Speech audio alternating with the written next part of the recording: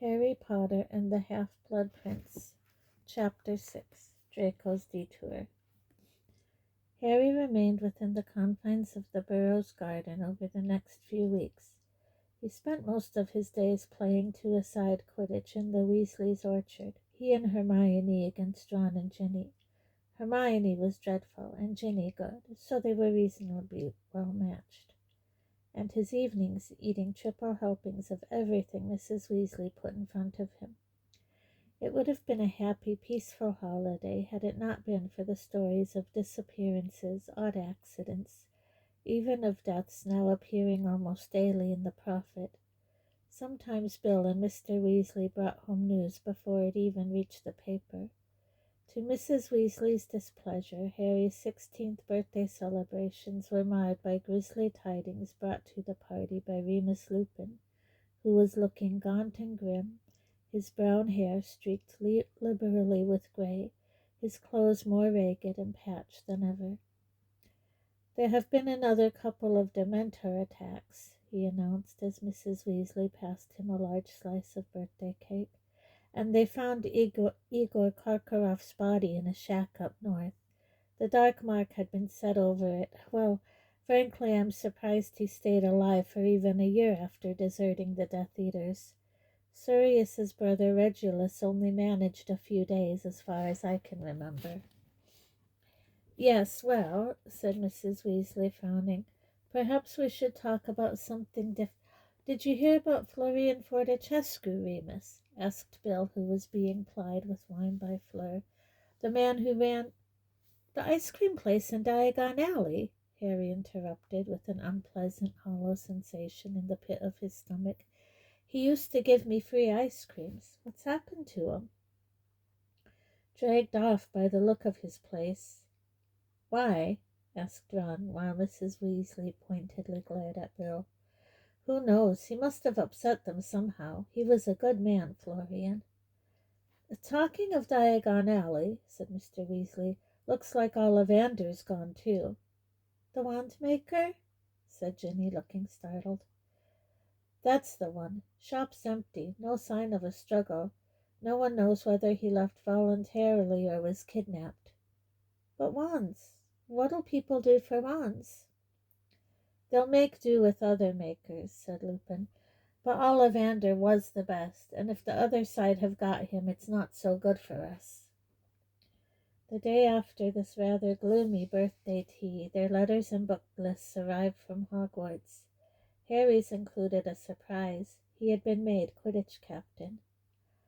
"That gives you equal status with the prefects," cried Hermione happily. "You can use our special bathroom now and everything." "Wow, I remember when Charlie had wore one of these," said Ron, examining the badge with glee. "Harry, this is so cool.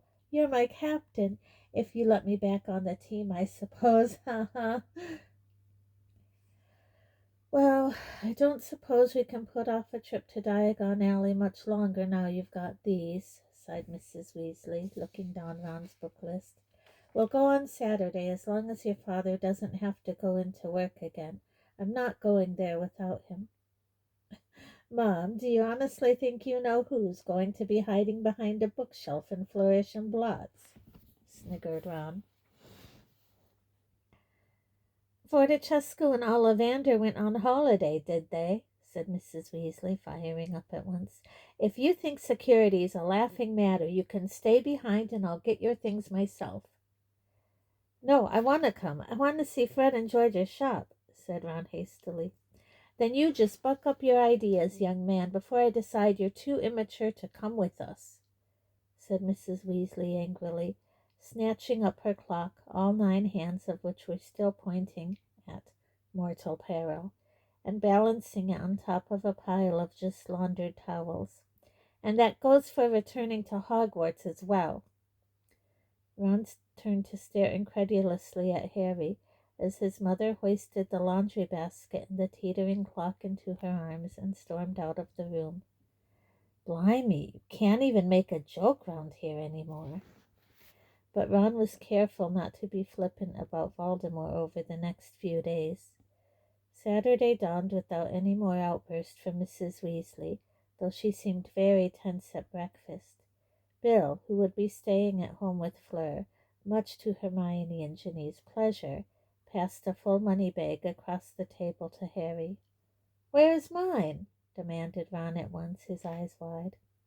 "That's already Harry's, idiot," said Bill. "I got it out of your vault for you, Harry, because it's taking about 5 hours for the public to get to their gold at the moment. The goblins have tightened security so much. 2 days ago, Archie Philpott had a probity probe stuck up his, well, trust me, this way's easier." "Thanks, Bill," said Harry, pocketing his gold. "He is always so thoughtful," purred Fleur adoringly, stroking Bill's nose. Ginny mimed vomiting into her cereal behind Fleur. Harry choked over his cornflakes, and Ron thumped him on the back. It was an overcast, murky day. One of the special Ministry of Magic cars, in which Harry had ridden once before, was awaiting them in the front yard when they emerged from the house, pulling on their cloaks. "It's good Dad can get us these again," said Ron appreciatively, stretching luxuriously as the car moved smoothly away from the burrow, Bill and Fleur waving from the kitchen window. He, Harry, Hermione, and Ginny were all sitting in roomy comfort in the wide back seat. "Don't get used to it. It's only because of Harry," said Mr. Weasley over his shoulder. He and Mrs. Weasley were in front with the ministry driver. The front passenger seat had obligingly stretched into what resembled a 2-seater sofa. "He's been given top-grade security status, and will be joining up with additional security at the Leaky Cauldron, too." Harry said nothing. He did not much fancy doing his shopping while surrounded by a battalion of Aurors. He had stowed his invisibility cloak in his backpack and felt that if that was good enough for Dumbledore, it ought to be good enough for the Ministry, though now he came to think of it, he was not sure the Ministry knew about his cloak. "Here you are, then," said the driver a surprisingly short while later, speaking for the first time as he slowed in Charing Cross Road and stopped outside the Leaky Cauldron. "I'm to wait for you. Any idea how long you'll be?" "A couple of hours, I expect," said Mr. Weasley. "Ah, good, he's here." Harry imitated Mr. Weasley and peered through the window. His heart leaped. There were no Aurors waiting outside the inn, but instead the gigantic black-bearded form of Rubeus Hagrid, the Hogwarts gamekeeper, wearing a long beaver skin coat, beaming at the sight of Harry's face, and oblivious to the startled stares of passing muggles. "Harry!" he boomed, sweeping Harry into a bone-crushing hug the moment Harry had stepped out of the car. "Buckbeak, Witherwings, I mean. You should see him, Harry. He's so happy to be back in the open air." "Glad he's pleased," said Harry, grinning as he massaged his ribs. "We didn't know security meant you." "I know, just like old times, isn't it? See, the Ministry wanted to send a bunch of Aurors, but Dumbledore said I'd do," said Hagrid proudly, throwing out his chest and tucking his thumbs into his pockets. "Let's get going, then. After you, Molly, Arthur." The Leaky Cauldron was, for the first time in Harry's memory, completely empty. Only Tom, the landlord, wizened and toothless, remained of the old crowd. He looked up hopefully as they entered, but before he could speak, Hagrid said importantly, "Just passing through today, Tom. Sure you understand. Hogwarts business, you know." Tom nodded gloomily and returned to wiping glasses. Harry, Hermione, Hagrid, and the Weasleys walked through the bar and out into the chilly little courtyard at the back, where the dustbins stood. Hagrid raised his pink umbrella and rapped a certain brick in the wall, which opened at once to form an archway onto a winding cobbled street. They stepped through the entrance and paused, looking around. Diagon Alley had changed. The colorful, glittering window displays of spellbooks, potion ingredients, and cauldrons were lost to view, hidden behind the large Ministry of Magic posters that had been pasted over them. Most of these somber purple posters carried blown-up versions of the security security advice on the ministry pamphlets that had been sent out over the summer, but others bore moving black and white photographs of Death Eaters known to be on the loose. Bellatrix Lestrange was sneering from the front of the nearest apothecary. A few windows were boarded up, including those of Florian Fortescue's ice cream parlor. On the other hand, a number of shabby-looking stalls had sprung up along the street. The nearest one, which had been erected outside Flourish and Blots under a striped, stained awning, had a cardboard sign pinned to its front. Amulets, effective against werewolves, dementors, and inferi. A seedy-looking little wizard was rattling armfuls of silver symbols on chains at passers-by. "One for your little girl, madam," he called at Mrs. Weasley as they passed, leering at Ginny. "Protect her pretty neck." "If I were on duty," said Mr. Weasley, glaring angrily at the amulet seller. "Yes, but don't go arresting anyone now, dear. We're in a hurry," said Mrs. Weasley, nervously consulting a list. "I think we'd better do Madame Malkin's first. Hermione wants new dress robes, and Ron's showing much too much ankle in his school robes. And you must need new ones too, Harry. You've grown so much. Come on, everyone." "Molly, it doesn't make sense for all of us to go to Madame Malkin's," said Mr. Weasley. "Why don't those three go with Hagrid, and we can go to Flourish and Blots and get everyone's school books?" "I don't know," said Mrs. Weasley anxiously, clearly torn between a desire to finish the shopping quickly and the wish to stick together in a pack. "Hagrid, do you think—" "Don't fret, they'll be fine with me, Molly," said Hagrid soothingly, waving an airy hand the size of a dustbin lid. Mrs. Weasley did not look entirely convinced, but allowed the separation, scurrying off towards Flourish and Blots with her husband and Ginny, while Harry, Ron, Hermione, and Hagrid set off for Madame Malkin's. Harry noticed that many of the people who passed them had the same harried, anxious look as Mrs. Weasley, and that nobody was stopping to talk any more. The shoppers stayed together in their own tightly knit groups, moving intently about their business. Nobody seemed to be shopping alone. "Might be a bit of a squeeze in there with all of us," said Hagrid, stopping outside Madame Malkin's and bending down to peer through the window.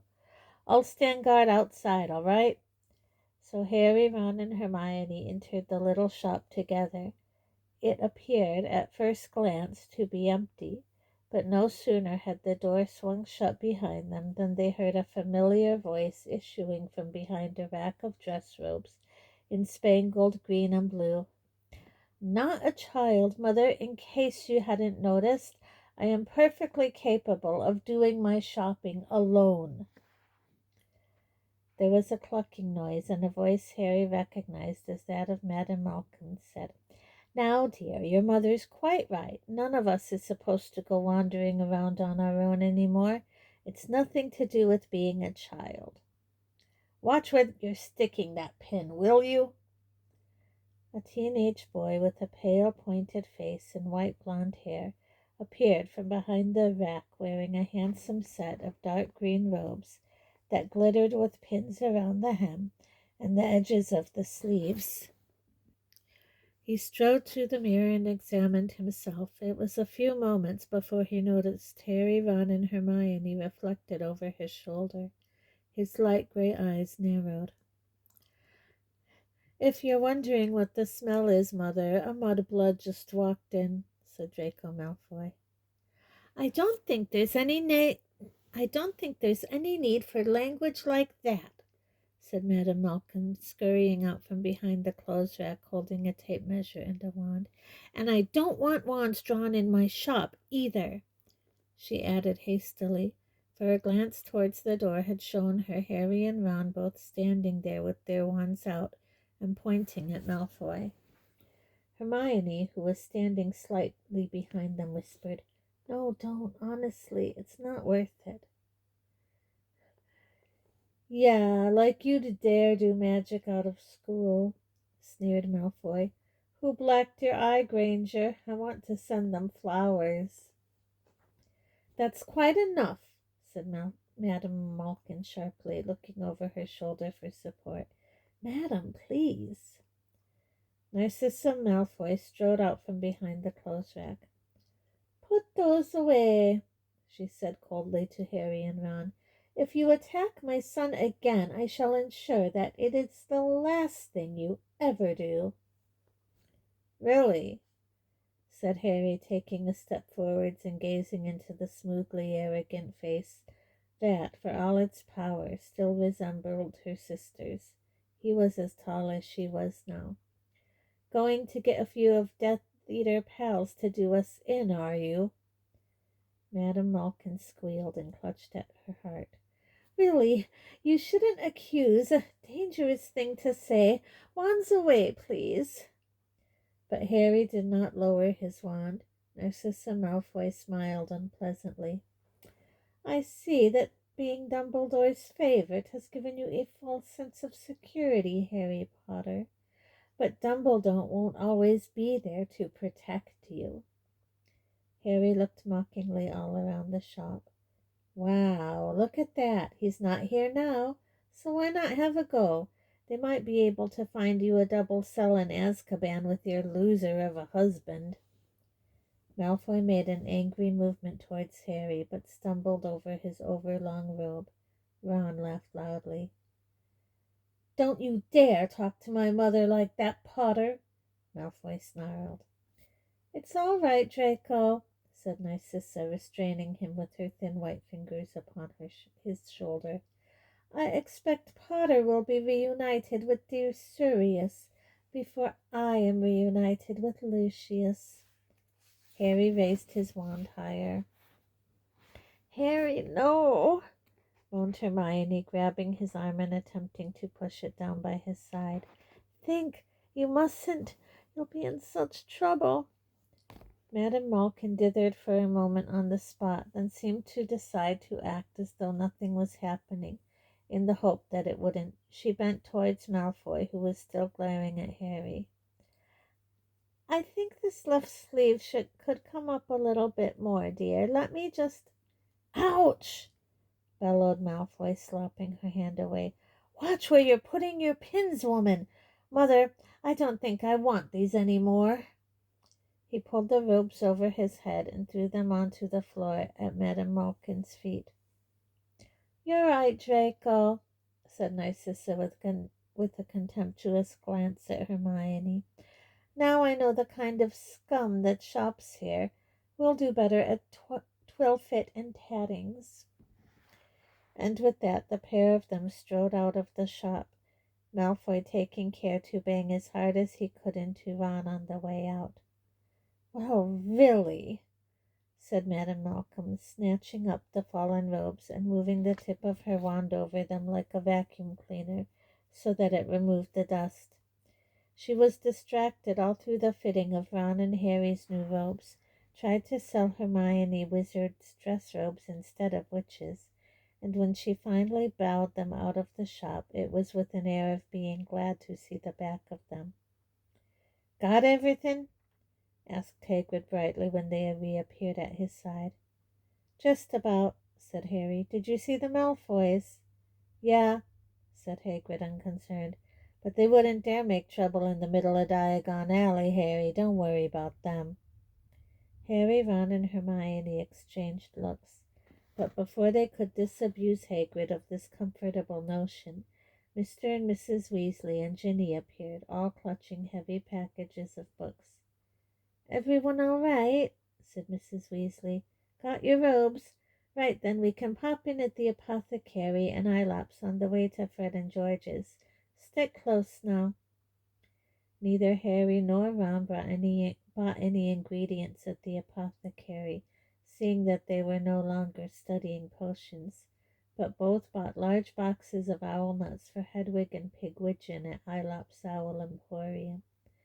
Then, with Mrs. Weasley checking her watch every minute or so, they headed further along the street in search of Weasley's Wizard Wheezes, the joke shop run by Fred and George. We really haven't got too long, Mrs. Weasley said. So we'll just have a quick look around and then back to the car. We must be close. That's number 92, 94. Whoa, said Ron, stopping in his tracks. Set against the dull poster-muffled shop fronts around them, Fred and George's windows hit the eye like a firework display. Casual passers-by were looking back over their shoulders at the windows, and a few rather stunned-looking people had actually come to a halt, transfixed. The left-hand window was dazzlingly full of an assortment of goods that revolved, popped, flashed, bounced, and shrieked. Harry's eyes began to water just looking at it. The right-hand window was covered with a gigantic poster, purple like those of the ministry, but emblazoned with flashing yellow letters. Why are you worrying about you-know-who?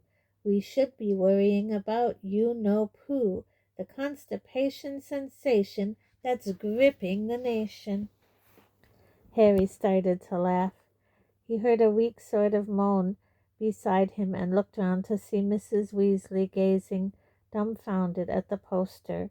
Her lips moved, silently mouthing the name You-Know-Pooh. They'll be murdered in their beds, she whispered.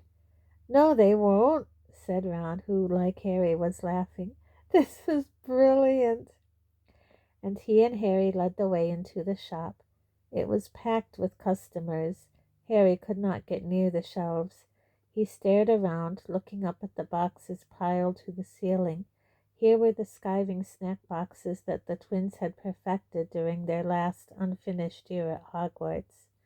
Harry noticed that the nosebleed nougat was most popular, with only one battered box left on the shelf. There were bins full of trick wands, the cheapest merely turning into rubber chickens or pairs of pants when waved, the most expensive beating the unwary user around the head and neck. Boxes of quills which came in self-inking, spell-checking, and smart answer varieties. A space cleared in the crowd, and Harry pushed his way towards the counter, where a gaggle of delighted 10-year-olds was watching a tiny little wooden man slowly ascending the steps to a real live set of gallows, both perched on a box that read, Reusable Hangman, spell it or he'll swing. Patented daydream charms. Hermione had managed to squeeze through to a large display near the counter and was reading the information on the back of a box bearing a highly colored picture of a handsome youth and a swooning girl who were standing on the deck of a pirate ship. One simple incantation and you will enter a top-quality, highly realistic 30-minute daydream, easy to fit into the average school lesson and virtually undetectable. Side effects include vacant expression and minor drooling. Not for sale to under 16s. You know, said Hermione, looking up at Harry, that really is extraordinary magic. For that, Hermione, said a voice behind them, you can have one for free. A beaming Fred stood before them, wearing a set of magenta robes that clashed magnificently with his flaming hair. How are you, Harry? They shook hands. And what's happened to your eye, Hermione? Your punching telescope, she said ruefully. Oh, blimey, I forgot about those, said Fred. Here. He pulled a tub out of his pocket and handed it to her. She unscrewed it gingerly to reveal a thick yellow paste.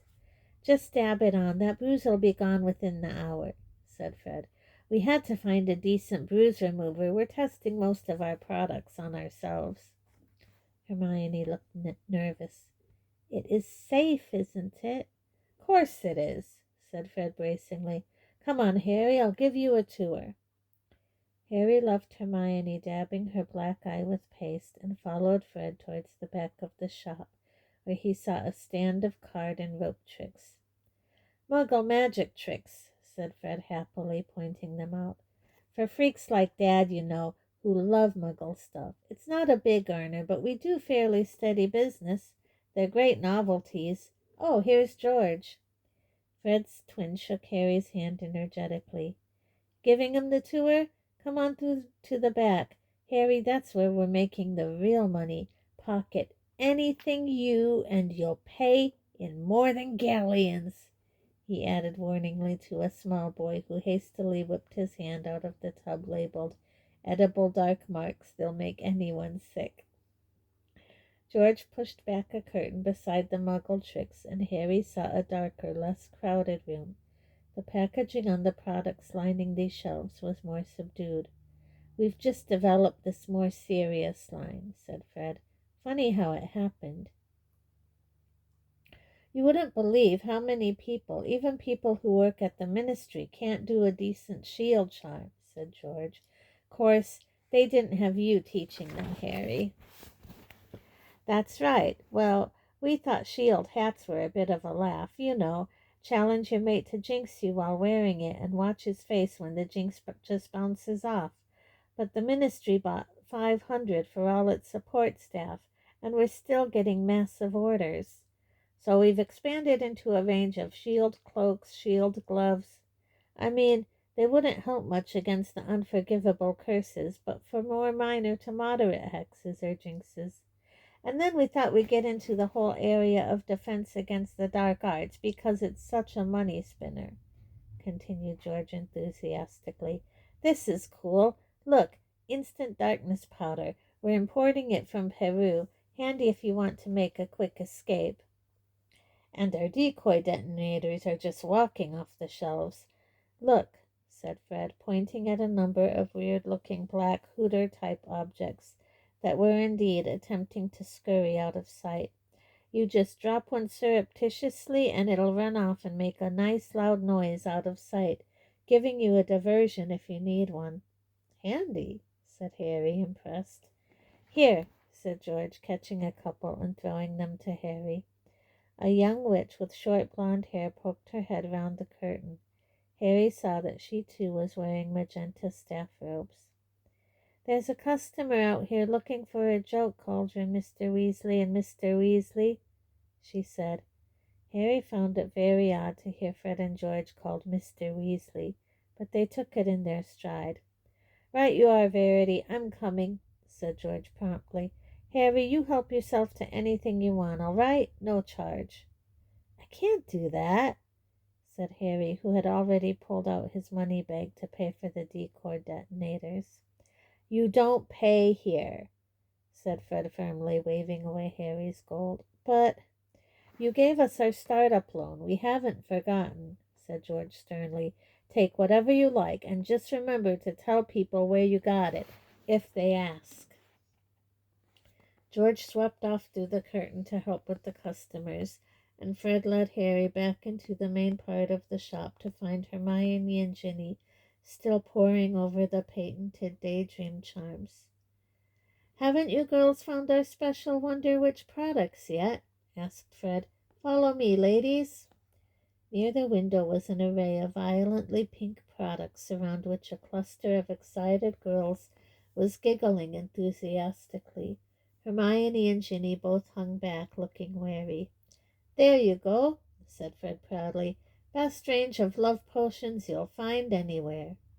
Ginny raised an eyebrow skeptically. "Do they work?" "Certainly they work for up to 24 hours at a time, depending on the weight of the boy in question." "And the attractiveness of the girl," said George, reappearing suddenly at their side. "But we're not selling them to our sister," he added, becoming suddenly very stern. "Not when she's already got about 5 boys on the go from what we've—" "Whatever you've heard from Ron is a big fat lie," said Ginny calmly, leaning forwards to take a small pink pot off the shelf. "What's this?" "Guaranteed 10-second pimple vanisher," said Fred. "Excellent on everything from boils to blackheads. But don't change the subject. Are you or are you not currently going out with the boy called Dean Thomas?" "Yes, I am," said Ginny.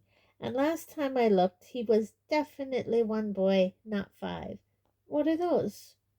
She was pointing at a number of round balls of fluff in shades of pink and purple, all rolling around the bottom of a cage and emitting high-pitched squeaks.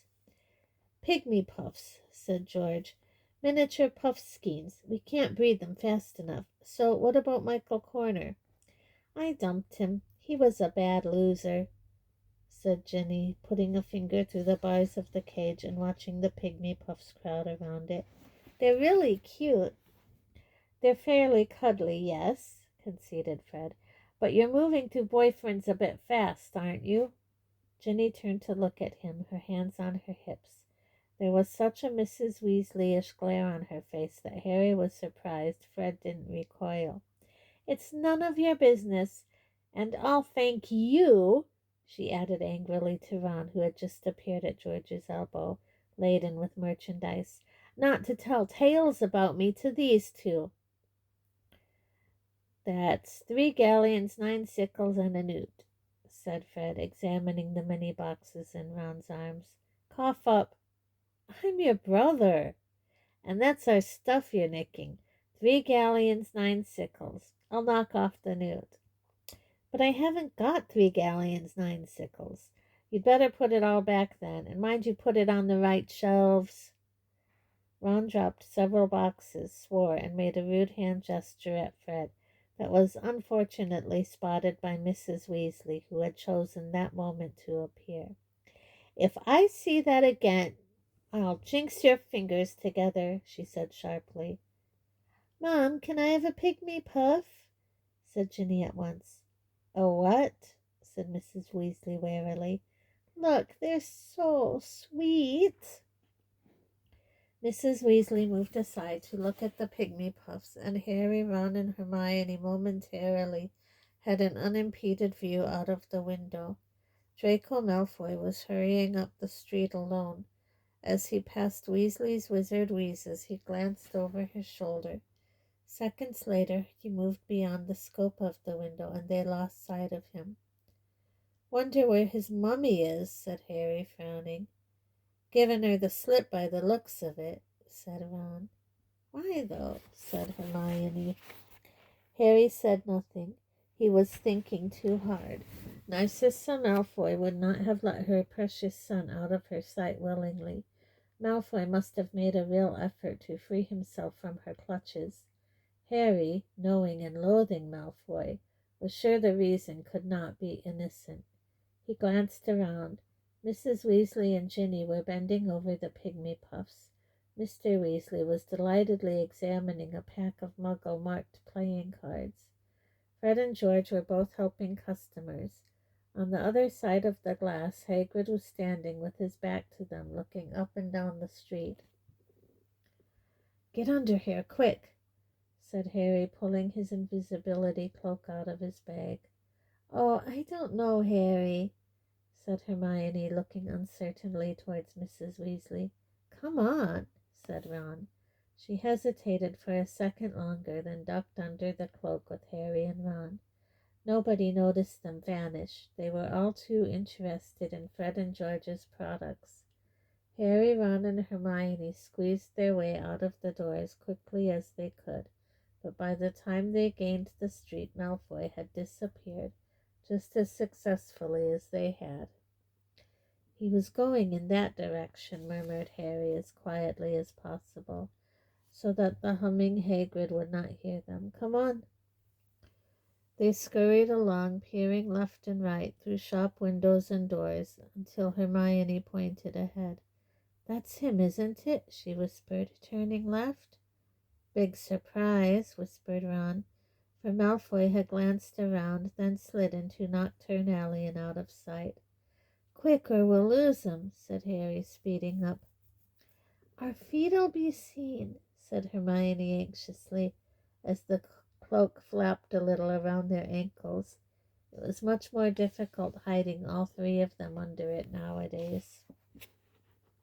"It doesn't matter," said Harry impatiently. "Just hurry." But Knockturn Alley, the side street devoted to the dark arts, looked completely deserted. They peered into windows as they passed, but none of the shops seemed to have any customers at all. Harry supposed it was a bit of a giveaway in these dangerous and suspicious times to buy dark artifacts. or at least to be seen buying them. Hermione gave his arm a hard pinch. Ouch! Shh, look, he's in there, she breathed in Harry's ear. They had drawn level with the only shop in Nocturne Alley that Harry had ever visited, Borgin and Burke's, which sold a wide variety of sinister objects. There, in the midst of the cases full of skulls and old bottles, stood Draco Malfoy with his back to them, just visible beyond the very same large black cabinet in which Harry had once hidden to avoid Malfoy and his father. Judging by the movements of Malfoy's hands, he was talking animatedly. The proprietor of the shop, Mr. Borgin, an oily-haired, stooping man, stood facing Malfoy. He was wearing a curious expression of mingled resentment and fear. If only we could hear what they are saying, said Hermione. We can, said Ron excitedly. Hang on. Damn. He dropped a couple more of the boxes he was still clutching as he fumbled with the largest. Extendable ears, look. Fantastic, said Hermione, as Ron unraveled the long flesh-colored strings and began to feed them towards the bottom of the door. Oh, I hope the door isn't impenetrable. No, said Ron gleefully. Listen. They put their heads together and listened intently to the ends of the strings, through which Malfoy's voice could be heard loud and clear, as though a radio had been turned on. You know how to fix it? Possibly, said Borgin in a tone that suggested he was unwilling to commit himself. I'll need to see it, though. Why don't you bring it into the shop? I can't, said Malfoy. It's got to stay put. I just need you to tell me how to do it. Harry saw Borgin lick his lips nervously. Well, without seeing it, I must say it will be a very difficult job, perhaps impossible. I couldn't guarantee anything. No, said Malfoy, and Harry knew just by his tone that Malfoy was sneering. Perhaps this will make you more confident? He moved towards Borgin and was blocked from view by the cabinet. Harry, Ron, and Hermione shuffled sideways to try and keep him in sight, but all they could see was Borgin, looking very frightened. Tell anyone, said Malfoy, and there will be retribution. You know Fenrir Greyback? He's a family friend. He'll be dropping in from time to make sure you're giving the problem your full attention. There will be no need for... I'll decide that, said Malfoy. Well, I'd better be off, and don't forget to keep that one safe. I'll need it. Perhaps you'd like to take it now. No, of course I wouldn't, you stupid little man. How would I look carrying that down the street? Just don't sell it. Of course not, sir. Borgin made a bow as deep as the one Harry had once seen him give Lucius Malfoy. Not a word to anyone, Borgin, and that includes my mother. Understand? Naturally, murmured Borgin, bowing again. Next moment the bell over the door tinkled loudly as Malfoy stalked out of the shop, looking very pleased with himself. He passed so close to Harry, Ron, and Hermione that they felt the cloak flutter around their knees again. Inside the shop, Borgin remained frozen. His unctuous smile had vanished. He looked worried. What was that about? Whispered Ron, reeling in the extendable ears. Dunno, said Harry, thinking hard. He wants something mended, and he wants to reserve something in there. Could you see what he pointed at when he said that one?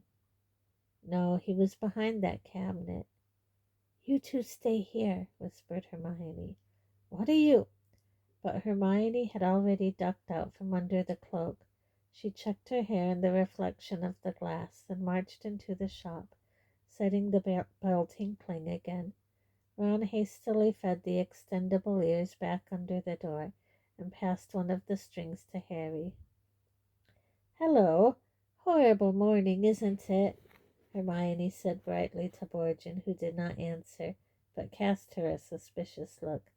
Humming cheerily, Hermione strolled through the jumble of objects on display. "Is this necklace for sale?"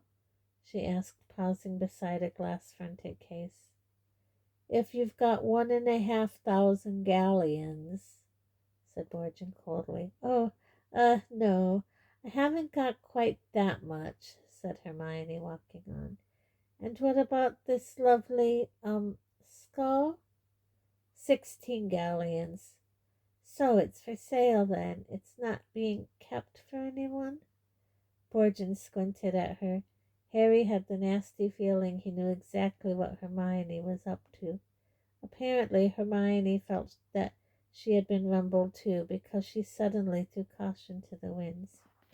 "The thing is, that boy who was in here just now, Draco Malfoy, well, he's a friend of mine, and I want to get him a birthday present.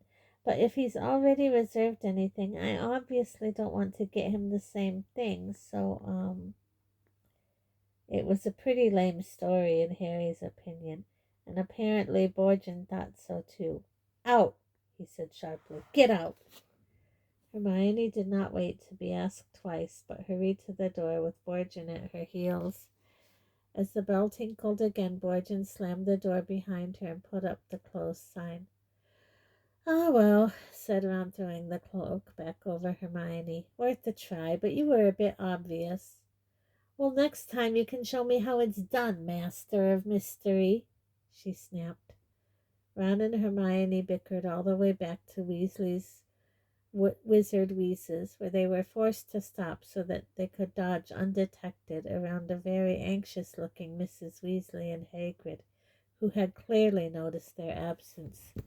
Once in the shop, Harry whipped off the invisibility cloak, hid it in his bag, and joined in with the other two when they insisted, in answer to Mrs. Weasley's accusations, that they had been in the back room all along, and that she could not have looked properly.